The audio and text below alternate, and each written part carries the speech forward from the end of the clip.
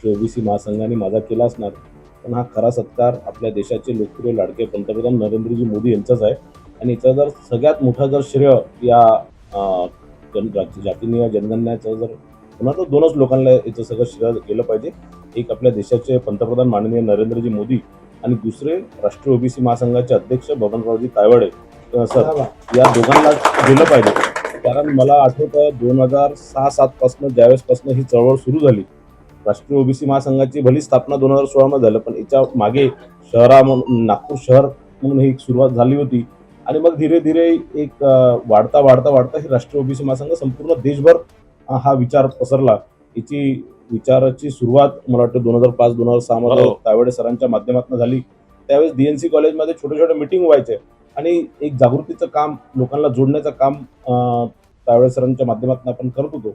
आणि निश्चितच 2016 मध्ये ज्यावेळेस राष्ट्रीय ओबीसी महासंघाची स्थापना झाली, त्यावेळेसपासून जितक्याही मागण्या असणार ते तायवाडे सरांनी आणि राष्ट्रीय ओबीसी महासंघाच्या सर्व कार्यकर्त्यांनी, पदाधिकाऱ्यांनी रेटून धरले. 2016 मध्ये मोठा मोर्चा काढला. त्यात महाराष्ट्रामध्ये ओबीसी मंत्रालय झालं पाहिजे अशी त्यांची मागणी होती आणि तिची मागणी माननीय मुख्यमंत्री देवेंद्रजी फडणवीस यांनी मान्य केली. आणि 2017 मध्येच राष्ट्रीय ओबीसी महासंघाच्या मागणीनुसार ओबीसी मंत्रालयाची स्थापना महाराष्ट्रामध्ये केली. ओबीसी कमिशनला म्हणजे राष्ट्रीय मागासवर्गीय आयोगला कुठेतरी संवैधानिक दर्जा दिला पाहिजे.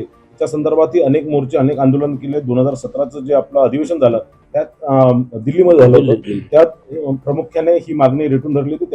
त्यावेळेस हंसराजजी अहिर जे केंद्रात त्यावेळेस मंत्री होते ते तिथे आले होते आणि त्यांनी आम्हाला आश्वासन दिलं होतं. त्यानंतर मोदीजींपर्यंत ती विषय पोहोचला. अनेक मंत्र्यांची भेट तायवाडे सरांनी घेतली. मला वाटतं अमित शहा साहेबांची त्यांनी त्यावेळेस भेट घेतली आणि हा विषय त्यांनी रेटून धरला. त्यानंतर देशात ओबीसी कमिशनला म्हणजे राष्ट्रीय मागासवर्गीय आयोगाला संवैधानिक दर्जा देण्याचं काम केलं.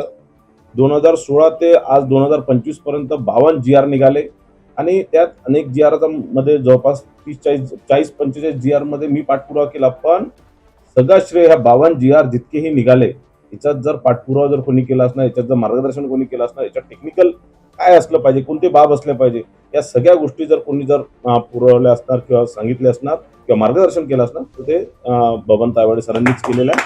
आणि निश्चितच आणखीनही पुढील वाटचाल चालणार आहे. आता हा जातीनिहाय जनगणना करण्याचं एक मोठं आंदोलन झालं होतं या संदर्भात. याही संदर्भात आता ही जातीनिहाय जनगणना झाली. प्रत्येक कोणत्या जातीची किती लोकसंख्या आहे त्या आधारे आता सगळ्या योजना ही एकदा झाली जातीनिहाय जनगणना, कोणत्या जातीची किती लोकसंख्या हे एकदा माहीत झालं तर त्या जातीवरती तितका निधी उपलब्ध करून देताना, सरकारलाही काम करताना, प्रत्येक समाजाला न्याय देताना, प्रत्येक जातीला न्याय देताना हे उपयुक्त होणार. एक चांगला निर्णय माननीय मोदीजींनी घेतला, भारतीय जनता पार्टी महायुतीच्या सरकारने घेतलं.